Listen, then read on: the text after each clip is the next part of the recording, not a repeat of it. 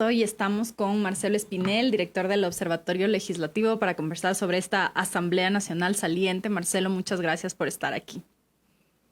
Sol, muy buenos días y un caluroso saludo a su distinguida audiencia.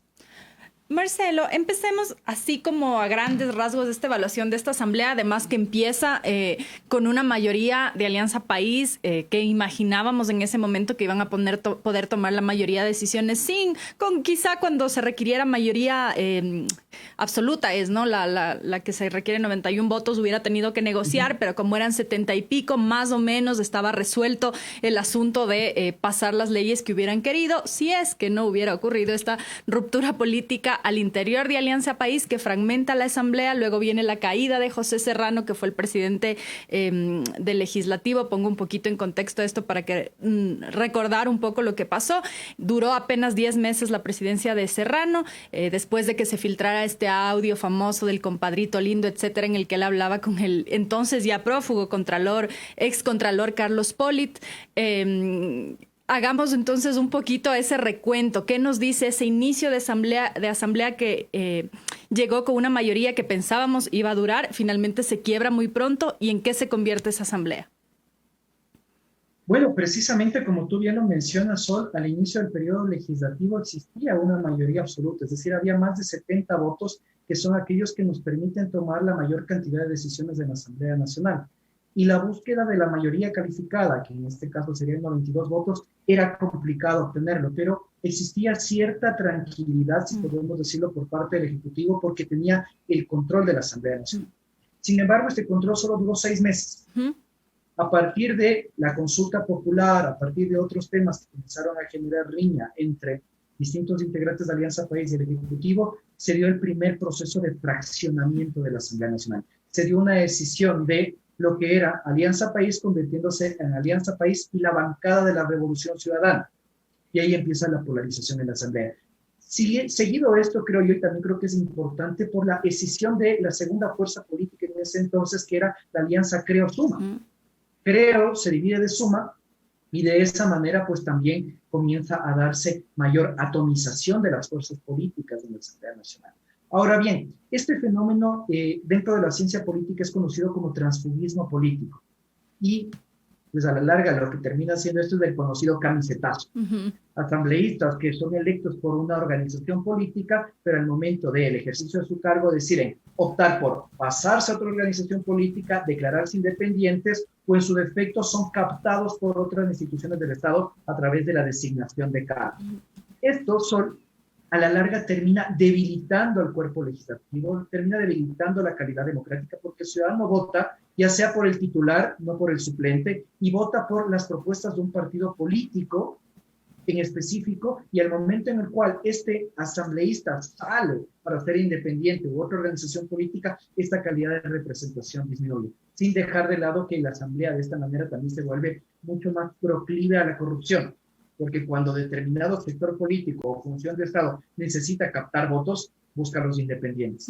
Es más fácil cooptar a un independiente que a toda una agrupación política. Hemos mencionado el quiebre más evidente, que es el de Alianza País, pero también hubo un desgrane importante en Creo. Recuerdo que cuando empezó este desgrane, una de las primeras en irse fue Mae Montaño. Conversábamos con ella en una entrevista y ella decía, hacía una reflexión que siempre me regresa un poco a la cabeza, que es sobre la falta de solidez de los partidos políticos, ¿no? Los partidos que no trabajan en formación política al interior, que un poco la gente aparece dentro de los partidos por un cargo específicamente en un momento súper coyuntural y finalmente después se van porque tampoco tienen mucha posibilidad de crecer. Muchos políticos reconocen que quizá la principal motivación para mucha gente ser parte de un partido político es justamente llegar a un cargo político, lo cual es legítimo. ¿Cómo ves tú este juego dual que se muestra en la Asamblea Nacional con el desgrane que tú bien mencionas, después tratar de captar independientes? Llego con Creo. Ahorita mismo hay un asambleísta de Pachacuti que ya ha anunciado que se separa de Pachacuti sin siquiera haberse posesionado. Entonces, no sé si es que podemos analizar un poco este rol de los partidos políticos, de la seriedad, de la solidez, de la constancia de un programa que dure más allá de un periodo de elecciones y que al momento de llegar a ganar no sea como, bueno, yo llegué por Pachacuti, yo llegué por Creo, ahora soy independiente. Sin duda que sí. Aquí nosotros vamos a tener una mejor calidad en la representación dentro de la Asamblea Nacional si confluyen dos factores. En primer lugar, partidos políticos sólidos, que tengan estructura, que tengan formación de cuadros, que tengan procesos de democracia interna eficientes y que sobre todo no sean partidos caudillistas. Porque si es que sobrepesa más dentro de las decisiones del partido la decisión del caudillo y no la de sus miembros, tenemos problemas. Incluso yo incluiría un elemento adicional dentro de los partidos políticos, el financiamiento de la política. Si nosotros tenemos dentro del partido político un financiamiento irregular, ten la seguridad que el que será candidato asambleísta no va a ser quien fue militante, que fue parte de los procesos de formación, sino será quien puso dinero para la campaña a cambio de ser candidato. Yo recuerdo que el ex candidato presidencial, Pedro José Freire, comentaba esto, de cuánto costaba ser candidato asambleísta y cuánto dinero se ofrecía para ser candidato asambleísta.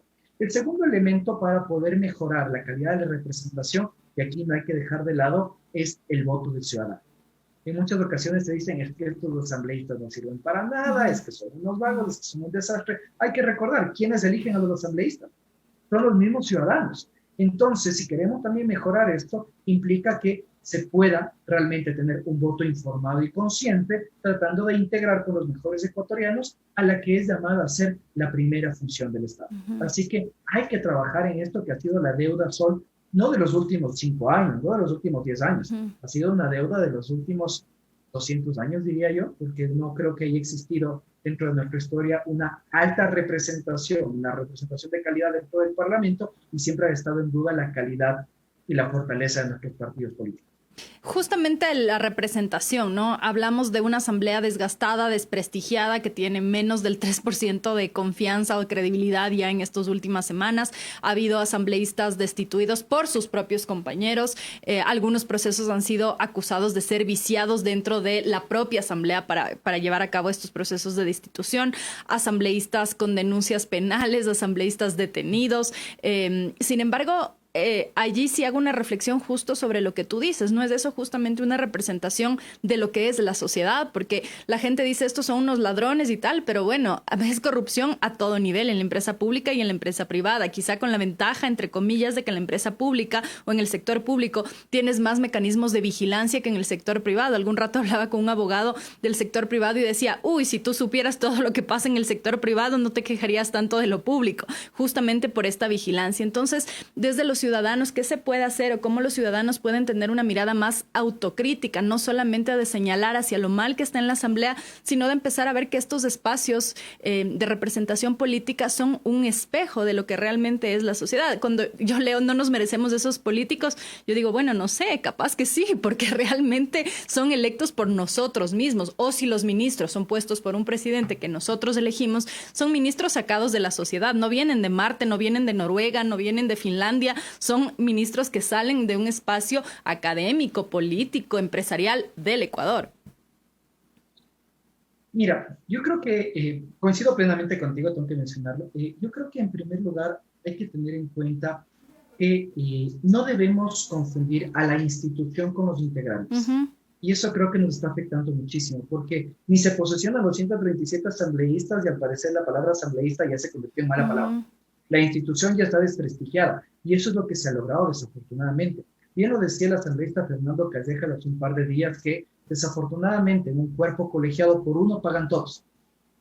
Si es que, por ejemplo, analizamos los datos de este periodo legislativo que culmina, tenemos 54 de 137 asambleístas que actualmente están siendo investigados o procesados por el cometimiento de actos de corrupción.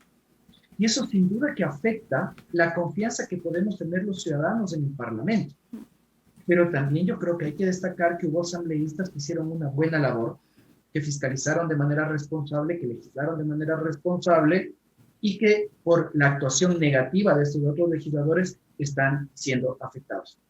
Y lo otro que comentas es cierto, a la larga las autoridades las elegimos nosotros, pero el problema también yace en que creo que hemos considerado de forma errónea que la participación en la democracia se limita a ejercer el voto cada 4 años. La participación en democracia se extiende, de hecho, no solo a poder ejercer los derechos de participación ciudadana involucrándonos dentro de la gestión de lo público, sino a controlar el mandato que hemos otorgado a nuestras autoridades. Vigilar de la manera más frecuente posible si es que el legislador está representándonos de una manera adecuada o no adecuada, con calidad, si está cumpliendo o no lo que nos ofreció en campaña. Y ahí es cuando nosotros desde el Observatorio Legislativo lo que hacemos hoy es entregar datos a la ciudadanía sobre cuántos proyectos de ley presentan los legisladores, qué tipo de proyectos de ley presentan, si los legisladores están participando o no en las votaciones. Y nosotros insistimos mucho con el tema de participación en votaciones, porque el fenómeno que tenemos en nuestra asamblea es que los asambleístas están donde toman lista, en la constatación de quórum, pero al momento de votar se retiran. Entonces, si es que yo elijo un asambleísta para que me represente, el momento más alto de la representación es a través del voto, diciendo sí o no a determinado tema que se está discutiendo en la Asamblea Nacional. Y no es posible, no debe ser aceptable que existan legisladores que se han ausentado en más del 35% de las votaciones. Y que nosotros como ecuatorianos le sigamos pagando el sueldo. Justo estoy viendo el informe del Observatorio Legislativo sobre las ausencias y aquí veo que, si no estoy mal, hay ausencias, como tú bien mencionas, desde el 33%, hay 3 legisladores con el 36, 31, 31, etcétera.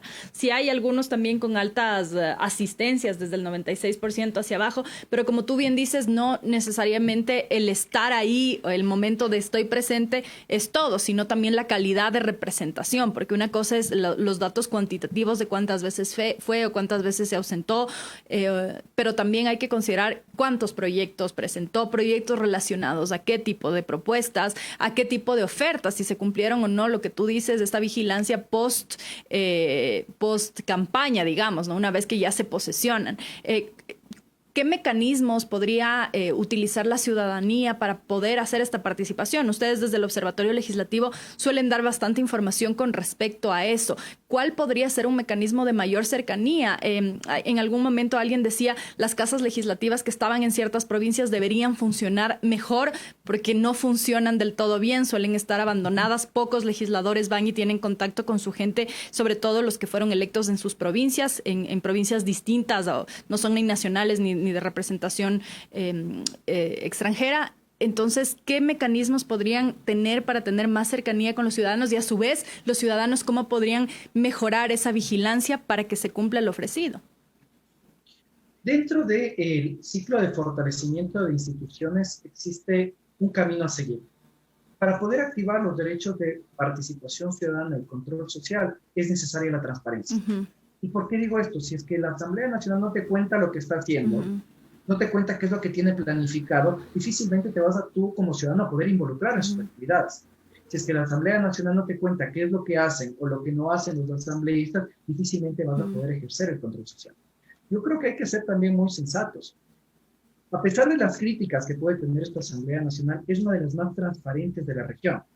En el índice latinoamericano de transparencia legislativa que nosotros realizamos de forma bianual con otros 15 países de la región, Ecuador siempre es ubicado en los 3 primeros lugares, porque sí se entrega una gran cantidad de información a la ciudadanía. Aquí hay que ver 2 cosas.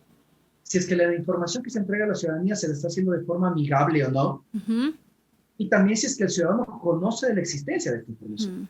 Nosotros siempre hemos dicho, nuestra única fuente, o la fuente principal, perdón, de información para el Observatorio Legislativo es la página web de la Asamblea Nacional. Pero ten la seguridad que no es un trabajo fácil porque realmente es un shampoo la página web de la Asamblea Nacional. Entonces, pensemos en que, primero, la pelotita está en la cancha de la Asamblea Nacional aumentando la transparencia para que de esa manera los ciudadanos podamos ejercer derechos. Y la segunda te lo voy a dar de esta perspectiva que me pareció interesantísimo y que el análisis puede tener muchísimas aristas. La Asamblea Nacional en estos 4 años aprobó un total de 76 leyes. Pero resulta que durante los 3 primeros años, durante el trabajo presencial, aprobó 32 leyes. Y en el último año aprobó 44 leyes. Entonces, al parecer, los asambleístas son mucho más eficientes de su trabajo desde casa, o únicamente hubo temor por parte de la administración de la legislatura en el sentido de que el número de aprobación de leyes era bajo y necesitaba mantenerse en el promedio de funciones legislativas anteriores. Pero dentro de esto, ¿y por qué te lo comento? Es interesantísimo cómo, gracias a los medios telemáticos, la participación de la ciudadanía en las comisiones en el momento en el que se discutían proyectos de ley aumentó. Por ejemplo, gracias a la virtualidad, en la discusión de la Ley de Protección de Datos Personales, más de 40 académicos de todo el mundo pudieron intervenir brindando apoyos. Algo que tal vez en la presencialidad habría sido mucho más complicado de obtenerlo y también habría generado el gasto de recursos de todos los ecuatorianos. Entonces, veamos en la tecnología cómo podemos encontrar las oportunidades para que el ciudadano ejerza control social, pueda participar dentro de la gestión de lo público, pero ojo, y aquí con esto culmino, Sol, teniendo en cuenta la brecha digital. Ecuador tiene una grande brecha digital que afecta a la participación de la ciudadanía que tal vez no puede acceder a medios telemáticos, y ahí es cuando se vuelven importantes las casas legislativas. Y ahí es cuando yo creo que ¿por qué no podemos pensar en un modelo híbrido? En la cual sí existan ciertas sesiones presenciales dentro de la Asamblea Nacional, pero otras que se puedan realizar a través de medios telemáticos. ¿Para qué? Para que el asambleísta esté en territorio, para que esté en contacto con la ciudadanía y que de esa manera las realidades locales puedan ser plasmadas en la legislación nacional. ¿Cuál crees tú que son las mayores deudas de esta asamblea? En primer lugar, yo creo que es una fiscalización oportuna. No hubo una fiscalización oportuna. La asamblea llegó tarde a fiscalizar. A pesar de que se presentaron 34 solicitudes de juicio político, solo 9 de estas pasaron al Pleno de la Asamblea Nacional para la censura o destitución de funcionarios. Y esta censura generalmente se daba cuando el funcionario ya había renunciado, había sido destituido por otra función del Estado o ya había fugado del país, como el ex contralor Carlos Poli, el ex superintendente de comunicación Carlos Ochoa y el ex ministro de Salud Juan Carlos Ceballos. Y esto contrapuesto a casos de juicio político que no fueron tratados por la Asamblea Nacional, que hubo un cálculo político electoral, como por ejemplo las 5 solicitudes de juicio político presentadas en contra del ex ministro de Economía, Richard Martínez. Entonces, esta asamblea llegó tarde a fiscalizar, no lo hizo de forma oportuna, y aquí también hay un punto que es importante. Sin duda que hubo vendetta al interno. Se dieron procesos de destitución de asambleístas que fueron alejados de la normativa, que estaban en riña con la ley orgánica de la función legislativa. ¿Y cómo va a esperar la institución tener credibilidad por parte de la ciudadanía si ellos mismos irrespetan su ley orgánica? Y me refiero a los casos de Ana Galarza, de Sofía Espín y del mismo José Serrano, que fue destituido de la presidencia de la Asamblea Nacional. Desde mi criterio, alejado de la normativa vigente. Eso demuestra también, de alguna manera, esta discrecionalidad para con ciertos actores políticos por parte de sus propios compañeros, por parte de esta famosa autodepuración. Al final no termina siendo del todo autodepuración honesta, digamos, porque hay como discrecionalidad y direccionamiento hacia quienes deben caer. El momento en el que José Serrano dejó de ser presidente de la Asamblea, había un contexto político específico de una pelea y una ruptura profunda entre Rafael Correa y Lenín Moreno, lo cual fragmentó absolutamente la discusión política del país. ¿Cómo lees tú esta mirada discrecional y qué se puede hacer para un poco que la Asamblea empiece a ser tomada más en serio? Pues sí, esto desafortunadamente debilita la institucionalidad no solo de la Asamblea, sino de todo el Estado.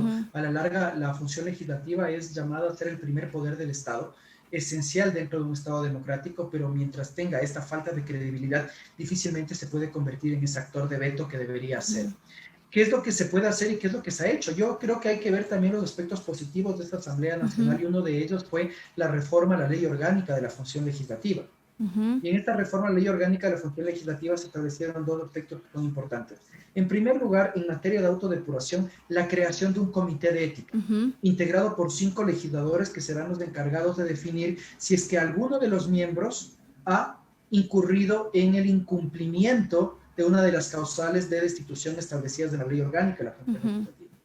Por otro lado, lo que me parece positivo es que ahora sí se establecieron plazos máximos para el tratamiento y resolución de los juicios políticos. Un juicio político ya no podrá tardar más de 45 días. Ya no vamos a ver casos como los sucedidos en la Asamblea Saliente, en la cual el ex consejero de Participación Ciudadana, Juan Carlos Suárez, y otros consejeros se les destituyó y censuró en un plazo de 20 días, mientras que otros juicios políticos tardaron más de 200 días en tener una resolución.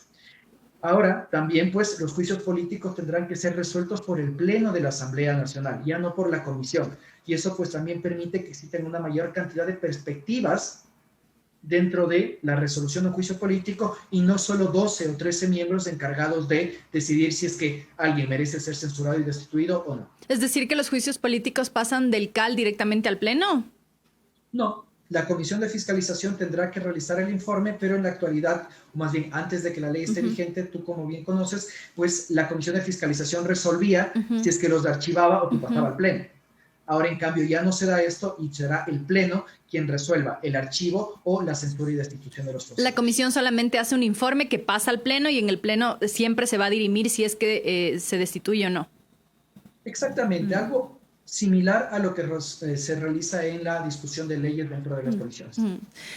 Otro de los temas es cómo se va configurando la nueva asamblea y algunos asambleístas que todavía siguen porque, bueno, han sido reelectos. Me llamaba la atención que en el caso de Creo, la única asambleísta que estaba repitiendo su periodo era Rina Campaín, que pasaban de 32 asambleístas, si no estoy mal, a 12 ahora. Son 22 asambleístas menos o 20 asambleístas menos, a pesar de que gana la presidencia Guillermo Lasso de Creo. Eso es un poco contradictorio porque la tendencia es que si gana el presidente, la mayoría en la asamblea suele ser del mismo partido o la organización política del presidente. ¿Cómo lees tú esta entrada de Creo al poder? Porque por un lado, en efecto, está el Ejecutivo, pero por otro lado, ha perdido más de 20 legisladores porque unos se han separado, otros se han ido, bueno, otros ya no fueron considerados para la reelección, etcétera. ¿Cómo lees tú esto? Bueno, yo creo que eso también responde al acuerdo preelectoral que existió entre el PSC y Creo, en el cual el PSC dijo, yo me voy por mi lado con el asambleísta y ustedes se vayan por tu lado. Tanto le resultó positivo, al parecer, para el PSC, que terminó captando más asambleístas que el mismo oficialismo, un total de 18, ¿no? Y eso le permitirá también generar algún tipo de presión para la búsqueda de acuerdos, el hecho de que el oficialismo necesita de los 18 votos del PSC. Ahora bien, yo creo que el oficialismo, el próximo gobierno la tiene complicada de cara a tratar de lograr consensos dentro de la Asamblea Nacional. También yo creo que más allá del número de asambleístas que tiene, en este caso Creo, hay que ver la configuración ideológica de la Asamblea Nacional, que me parece interesantísimo, porque tenemos un movimiento conservador en materia de derechos y libertades y tal vez un poco más abierto en materia económica, entiendas el movimiento Creo dentro del Ejecutivo, pero tenemos una asamblea en la cual más de 100 asambleístas están del centro hacia la izquierda. Entonces ahí habrá que ver cómo las propuestas en materia económica que vengan desde el oficialismo puedan calar dentro del legislativo y, ojo, las propuestas en materia de derechos y libertades de un corte más progresista no sean vetadas total o parcialmente por el Ejecutivo. Entonces, este juego de fuerzas creo que va a ser, para los que nos gusta analizar el tema legislativo, muy interesante, pero también creo que es necesario que los ciudadanos pongamos mucha atención a que esto va a promover la búsqueda de consensos. Pero lo que necesitamos hoy son consensos que se hagan sobre la mesa, que se lo realice de forma transparente, que no estén marcados por el reparto de hospitales, por la entrega irregular de carnets de discapacidad, que a la larga terminan afectando a la Asamblea Nacional y su credibilidad. Esperemos que, al parecer, existe un acuerdo ya para la elección de autoridades el día de mañana y que este acuerdo no solo contenga quienes van a dirigir a la Asamblea Nacional en los siguientes años, sino saber cuál es la agenda legislativa, cuál es la agenda de fiscalización y que estas ambas agendas se las haga de forma responsable y con un sentido de país, porque a la larga la situación que estamos atravesando no es sencilla. Tenemos que tener en cuenta que hay que buscar la recuperación económica post pandemia, pero también la garantía adecuada de los derechos de salud y educación que se puso en evidencia que en el país, en el contexto de una crisis sanitaria, no es posible. La primera minoría, digamos, es UNES, con 48 asambleístas electos. Ellos aspiraban en algún momento a que Pierina Correa sea presidenta. Aquí en entrevista con Juan Carlos Lloret dijo que podían ellos cambiar el nombre y ceder, que no están emperrados en que sea Pierina Correa o cualquier otra, sino que están pretendiendo llegar a un acuerdo con otros movimientos, y más o menos en la misma línea han ido los otros representantes del Partido Social Cristiano y también de Pachacuti, que son quienes aspirarían a poner al presidente en la Asamblea. ¿Cómo ves tú este juego de fuerzas al interior de la Asamblea? Justamente este golpe que fue para el correísmo, que su candidato, que pensaban ellos o en su narrativa iba a ganar en primera vuelta, no ganó ni siquiera en segunda, y que tampoco tienen una mayoría arrasadora en la Asamblea, como también anunciaban en campaña un poco en esta narrativa electoral. Bueno, sin duda estamos frente a una situación atípica, al menos en los últimos 12 años. Nosotros ya estábamos acostumbrados a que, como todos los partidos políticos del oficialismo, o en este caso el oficialismo Alianza País desde el 2008 para acá, tenía más de 70 votos. Sabíamos que el que terminaba siendo electo como presidente o presidenta de la Asamblea Nacional era el asambleísta más votado. De esa manera tuvimos a El Cocho Cordero, a Gabriela Rivadeneira y a José Serrano. Lo que estamos viendo ahora es que incluso no solo que no hay ninguna agrupación política que logre captar los 70 votos, sino que también los asambleístas más votados, al parecer, no presidirán la Asamblea Nacional. No solo en el caso de Pierina Correa, sino Vilma Andrade, ya dio un paso al costado. Salvador Quispe, al parecer, ya no podrá optar por la presidencia de la Asamblea Nacional, y eso pone en evidencia que se está buscando la presidencia tal vez de otra agrupación política o de un cuadro que no sea conocido. Y pues creo que eso también podría ser positivo para el país porque refleja la existencia de un consenso, de un acuerdo, pero eso hay que analizarlo con pinzas. Por otro lado, pues ya de un análisis un poco más coyuntural, creo que la figura de Pierina Correa termina generando mucha resistencia precisamente por su hermano, considerando que existen organizaciones políticas que de forma frontal han dicho que no realizarían acuerdos con el correísmo y que es necesario más bien mantener esta fiscalización hacia lo realizado en ese gobierno. Y la imagen de Pierina Correa termina siendo a la larga interpretada como la imagen de su hermano. Esto de decir no hacemos acuerdos con el correísmo o de exigir que no se hagan acuerdos con el correísmo, ¿no es también una postura de alguna manera antidemocrática, considerando que el correísmo es una fuerza válida democrática, que a ti o a mí no me guste o a la gente, no, a los que opinan no les guste, no quiere decir que no hay un buen porcentaje de la gente que ha votado por esa opción política, que cree en esa opción política, y el hecho de que haya una representación en la Asamblea no necesariamente significa que no va a haber una fiscalización hacia esa organización política, porque si no podríamos aplicar lo mismo para todo el mundo y decir, si el presidente de la Asamblea viene del Partido Social Cristiano, entonces quiere decir que nadie va a fiscalizar a los socialcristianos o a Creo o a cualquier otra organización política que presida la Asamblea. Eso responde precisamente al sistema caudillista de partidos políticos que tenemos, que confundimos al partido político con el líder, porque si no van a decir, no queremos ningún acuerdo con los febres corderistas, no queremos ningún acuerdo con los lacistas y no queremos un acuerdo con los correístas. Y eso es una rara, porque cada una de las organizaciones políticas, independientemente de sus caudillos, tienen dos cosas: una ideología política y también representantes, que no siempre van a estar alineados a su líder. Y eso creo que podemos mencionar en todas las bancadas.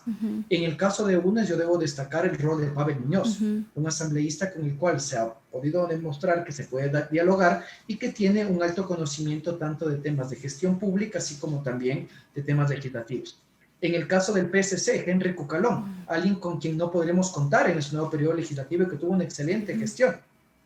En el caso de Creo, recuerdo en sus inicios, antes de que Mae Montaño se declare independiente, una de las mejores legisladoras que hemos tenido. Asiste a todas las votaciones, presentaba proyectos de ley de forma responsable y fiscalizaba de forma responsable. Entonces, creo que tenemos que salir de ese discurso, o los asambleístas, perdón, tienen que salir de ese discurso en el cual se diga no con los correístas, cuando realmente eso lo que hace es aumentar, alargar este sistema caudillista de partidos políticos. Que a ratos más que los propios asambleístas, al menos los asambleístas que ya han tenido periodos legislativos, creo que tienen mucho más claro que los propios seguidores de esos asambleístas o que los seguidores de ciertos personajes políticos públicos, que son más bien los que tienden a decir con ellos no, con ellos sí, porque en general cuando tú hablas con asambleístas y les preguntas a hacer alianzas, incluso en el correísmo te dicen, claro, hay que hacer alianzas con todos y conversar con todos sin que eso necesariamente signifique hacer algo que no sea correcto, como tú dices, algo por debajo de la mesa, porque quizá allí la importancia es justamente transparentar los acuerdos, poner muy claros los puntos en qué consiste este acuerdo, porque si no, entonces, ¿cómo hubo un acuerdo entre Alianza País de Lenín Moreno y Creo? Hubo un acuerdo y eso no quiere decir necesariamente que vas a ceder a todo, quiere decir que hay unas pautas en las que están de acuerdo y pues en lo que no están de acuerdo seguirán sin estar de acuerdo. Exactamente. A la larga los cuerpos legislativos, las funciones legislativas se caracterizan por eso, esa es una de sus actividades, la búsqueda de consensos, la búsqueda de acuerdos. Pero estos acuerdos, como digo, siempre tienen que hacerse sobre la mesa para que la ciudadanía pues, pueda conocer cuáles son los mínimos y los máximos al respecto de lo que referirán estos acuerdos. Acuerdos sobre todo en materia legislativa. Yo recuerdo que hace pocos días en un medio de comunicación Salvador Quispe mencionaba, ¿cómo no vamos a hacer un acuerdo con Creo si es que tal vez Creo está proponiendo la reducción de impuestos? Nosotros estamos a favor de la reducción de impuestos. Entonces, Creo que debemos dejar de lado esa idea de que los acuerdos se hacen en base a las figuras, sino que los acuerdos generalmente son en base a los temas. Reducción de impuestos, garantía de derechos, y que en ese sentido, mientras no se retroceda en materia sobre todo de control político, de fiscalización, y que los acuerdos se realicen de manera transparente, creo que es positivo que se realicen este tipo de actividades normales dentro de cualquier parlamento. La herida con la que se va esta asamblea, que es innegable y que afecta también a la institucionalidad, como bien hemos conversado ahora, ¿crees que se va a trasladar a la nueva asamblea? Llega una asamblea de por sí sin siquiera saber quiénes son, cómo son, qué han hecho, de dónde vienen, qué proponen. ¿Crees tú que llega una asamblea herida, con dificultad, un poco incluso para respirar, ¿no? Como si estuviera en alguna especie de terapia intensiva, la que recién va a entrar a recuperarse de a poquito, arrastrando errores que no necesariamente son de los legisladores que llegan? Sin duda que sí, la asamblea entra con un gran reto a cuestas, con una gran piedra a cuestas, y es que es una asamblea deslegitimada. Tú bien decías al inicio de la entrevista, no supera el 3% de credibilidad por parte de la ciudadanía. Pero ahí yo creo que tenemos que hacer todos un ejercicio responsable, y es el hecho de recordar que esta Asamblea Nacional en su gran mayoría va a estar integrada por nuevos legisladores. Solo 13 asambleístas obtuvieron la reelección, y eso nos tiene que hacer que los ciudadanos le demos el beneficio de la duda. Que esperemos que no se cometan los mismos errores de la asamblea anterior, pero que también los asambleístas consideren que sin transparencia, sin fomento del control social y la participación ciudadana, y sin la integración del ciudadano en los procesos de legislación, difícilmente van a poder lograr un mejor modelo de gestión, así como también promover una mayor aceptación y credibilidad por parte de la ciudadanía. Con esto ya voy cerrando, Marcelo. Ustedes desde el Observatorio Legislativo suelen hacer algunos pedidos de información para obtener o para transparentar cierta información sobre los legisladores que llegan. Nosotros hicimos perfiles en GK que vamos a publicar esta noche o mañana sobre los 15 asambleístas, porque somos un equipo pequeño y no se puede hacer sobre 137 perfiles, pero bueno, sobre los 15 que llegan en representación nacional. Y ha sido bastante difícil incluso que ellos mismos te respondan a información. En el caso de un asambleísta en concreto, por ejemplo, que había sido legislador suplente en los años 90, y cuando la reportera le llamó a preguntar de quién era suplente, se negó a decir de quién era suplente porque dijo que prefiere olvidar el pasado. Entonces, en ese contexto es un poco difícil confiar en alguien que ni siquiera quiere transparentar sobre su pasado político, sea quien sea, de quién haya sido suplente, porque hasta ahora no sabemos de quién ha sido suplente. Entonces, con este ejemplo que puede ser un poco, para ilustrar un poco, en cosas pequeñas, que son poco transparentes en cosas pequeñas, ¿qué es lo que el observatorio espera poder transparentar de cara a los ciudadanos sobre ese trabajo legislativo? Súper concreto. Yo espero que la Asamblea Nacional cumpla con lo que dicen los estándares internacionales. Hemos colocado en nuestra página web. Deben transparentarse las observaciones a los proyectos de ley presentados por los legisladores. Debe transparentarse la constatación de quórum de las sesiones de la Asamblea Nacional para saber primero si están empezando puntuales o no las sesiones, porque incluso hay una sanción para cuando hay un retraso por parte de los asambleístas en el inicio de las sesiones. En tercer lugar, yo creo que es importante incluso que la Asamblea cumpla con la ley. ¿Y a qué me refiero? Que conteste las solicitudes basadas en la ley de transparencia que hemos presentado. Hace pocos meses le pedimos a la Asamblea Nacional que nos dé los expedientes completos de los juicios políticos, nos lo entregó diciendo que era mucha información y que no la tenía. Pedimos a la Asamblea Nacional que nos dé un listado de quienes solicitaron la palabra en el Pleno y a quién se lo otorgó, porque ahí se puede evidenciar tal vez que un presidente de la Asamblea Nacional tiene cierta riña con algún legislador y no le quiere otorgar la palabra. Y aquí te dejo una primicia solo. Te invito a que visites hoy la página web de la Contraloría General del Estado. El día de ayer modificaron el módulo de declaraciones patrimoniales y resulta que ahora si quieres conocer la declaración patrimonial del funcionario público te piden nombres completos, número de cédula y correo electrónico. Cuidado con el manejo de esos datos personales del correo electrónico, pero más allá de eso, cuando haces esta solicitud, te llega a tu correo la declaración patrimonial juramentada junto con un correo prácticamente amenazante en el que tiene una marca de agua con tu IP, con tus nombres completos, y en el que se borran los nombres del funcionario, el inicio y el fin de la gestión, así como el cargo público que ejerció. Y únicamente te dicen patrimonio de $50,000.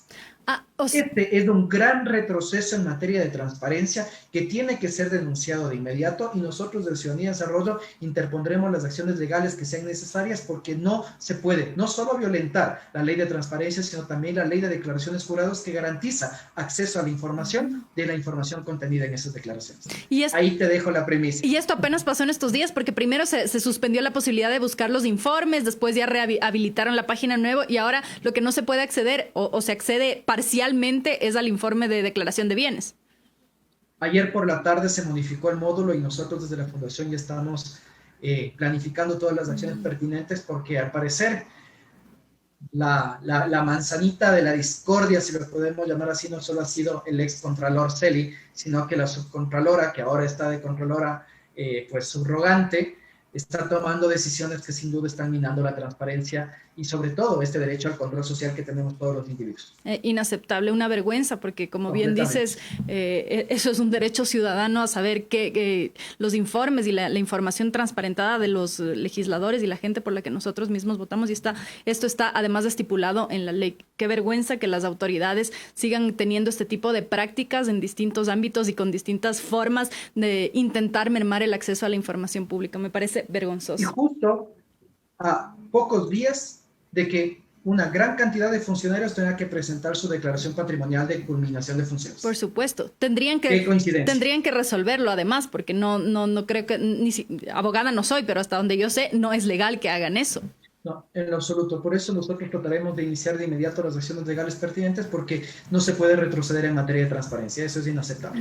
Absolutamente. Muchísimas gracias, Marcelo, por estar aquí, por contarnos todo esto y por analizar esta asamblea saliente. Y bueno, vamos a ver con esperanza la próxima asamblea y estaremos pendientes para poder volver a conversar sobre cómo van los primeros 100 días, por lo menos, en esta evaluación y en este seguimiento que ustedes hacen constantemente desde el Observatorio Legislativo. Siempre a las órdenes, Sol. Un gusto poder acompañarte a ti y a tu audiencia y encantado de poder acompañarte en otra ocasión. Muchísimas gracias. Esta fue la conversación con Marcelo Espinel del Observatorio Legislativo.